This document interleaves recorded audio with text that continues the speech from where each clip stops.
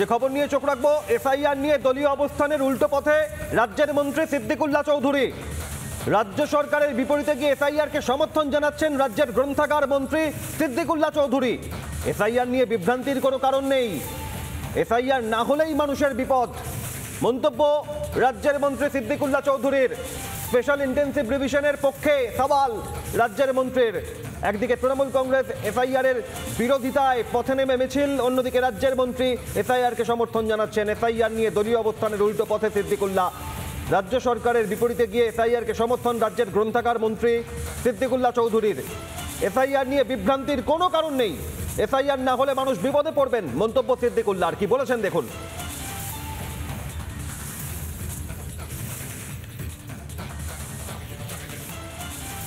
SIR সমর্থন এটা তো হবেই, সমর্থনের কি আছে, না করে তুমি বাঁচতে পার, তুমি না করে থাকবে না।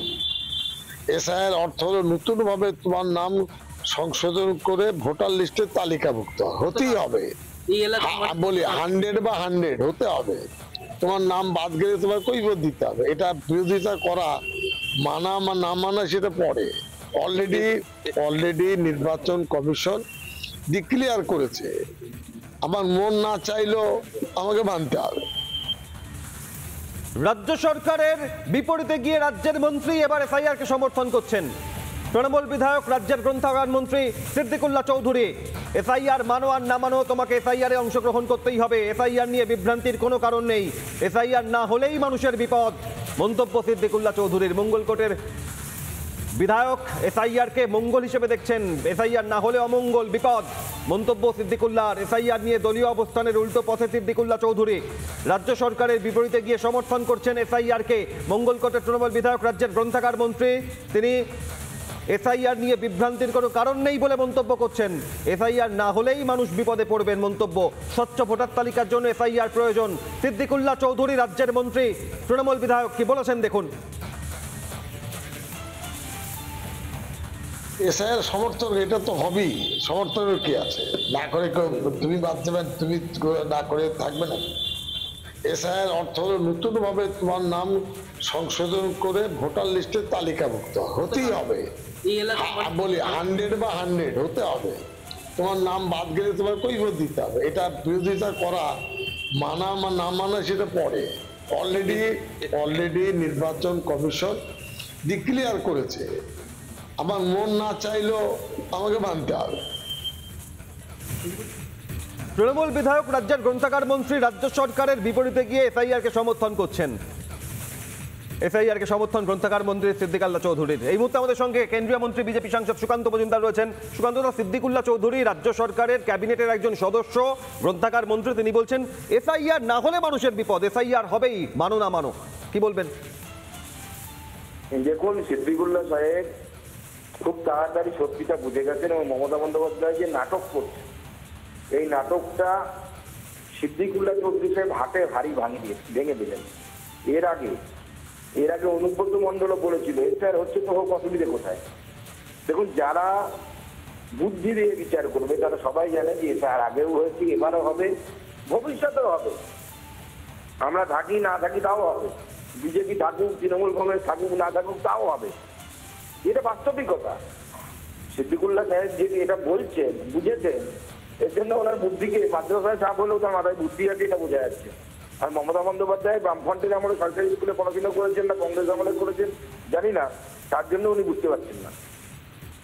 মমতা বন্দ্যোপাধ্যায় তো বলছেন যে এসআইআর সবাই রাজ্যের সব মানুষ ফর্ম ফিল আপ করার পর উনি করবেন। সুকান্তদা, তাহলে তো ওনার ফর্ম ফিল আপ হবে না, কারণ নিউ টাউনে মাসুদ বস্তি ফাঁকা হয়ে গেছে। তারা বাংলার মানুষ ছিলেন, তারা তো ফর্ম ফিল আপ করবেন না, তারা বাংলাদেশ চলে গেছেন। গুলশান কলোনিতেও শোনা যাচ্ছে নাকি অনেকেই সেখান থেকে ফাঁকা হয়ে যাচ্ছে। ইরাদ হাকিম সাহেব, যিনি মিনি পাকিস্তানের উদ্যোক্তা, তার ওখান থেকে বিভিন্ন লোক নাকি ফাঁকা হয়ে যাচ্ছে।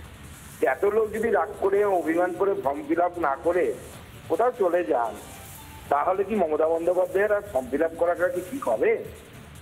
আমি বলবো ওনাকে, উনি যদি এক কথার মানুষ হন, নিজের কথার প্রতি দাম থাকে, তাহলে নিশ্চয়ই উনি ফর্ম ফিল আপ করবেন না।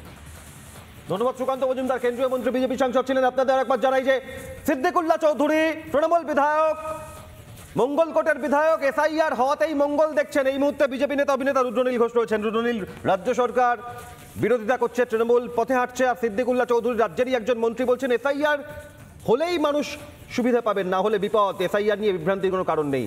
রুদ্রনীল,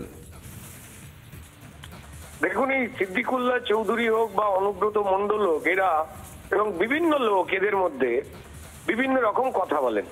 বেসিক্যালি এটা খেলনাবাটি টাইপের একটা ক্লাব, যে এমন ভাবে পারে হুজ্জুতি করে জোর করে কি করে ক্ষমতা ধরে রাখবো, এছাড়া এদের কোনো বিষয়ে কোনো মিল নেই, দলের ম্যানিফেস্টো নেই, কিচ্ছু নেই। তো ফলত তারা নিজেরাও জানে যে কিচ্ছু হওয়ার নয়। গত 4 তারিখে তারা যে মিছিলটায় হাঁটলেন, এই মিছিলটা কিসের ছিল এনাদের জিজ্ঞেস করলে কেউই বলতে পারবেন না যারা এই মিছিলে হেঁটেছেন। শুধু তাই নয়, গদি রাখবার চেষ্টায় ভুয়ো ভোটার বাঁচাবার যে আপ্রাণ প্রক্রিয়া, সেটা এরা চালাচ্ছে, নিজেরাই বিভ্রান্ত যে কি করে বাঁচবে। কারণ সংবিধানের 324 নম্বর ধারা মেনে কেন্দ্রীয় নির্বাচন কমিশন পরিষ্কার স্বচ্ছ ভোটার তালিকা তৈরি করছেন, আর এরা প্রমাণ দিয়ে দিচ্ছে যে এই ভুতুড়ে ভোট, ভুয়ো ভোট, অবৈধ অনুপ্রবেশকারী বাংলাদেশিদের ভোট যারা পালাচ্ছে আপনাদের ক্যামেরায় ধরা পড়ছে, যাদের কাছে কার্ড আছে উল্টো পাল্টা নাম সব ধরা পড়ছে। তো তারা নিজেরা বিভ্রান্ত হয়ে গেছেন, যে কারণে মমতা বন্দ্যোপাধ্যায় নিজেই আজকে একটু আগে একটা পোস্ট করেছেন যার কোনো মাথা মুন্ডু নেই। তিনি যদি ফর্ম না ফিল আপ করেন কি হবে, কার কি ঘোড়ার ডিম হবে? তিনি ভোটার হবার যোগ্যতা বা নিয়ম থেকে বাতিল হয়ে যাবেন। তাতে পশ্চিমবঙ্গের মানুষের কিছু এলো গেল? এরা মৃত্যু নিয়ে রাজনীতি করতে নেমেছে, যমরাজকেও ঘুষ দেওয়ার চেষ্টা করছে। মানে এরা বেঁচে থাকতে মানুষকে এবং কোন দিকে যায় পরিস্থিতি সেদিকে নজর থাকবে। তবে রুদ্রনীল, রাজ্যের মন্ত্রী সিদ্দিকুল্লাহ চৌধুরী এসআইআর না হলে মানুষের বিপদ মন্তব্য করছেন, এসআইআর এর পক্ষে সওয়াল। ধন্যবাদ রুদ্রনীলকে।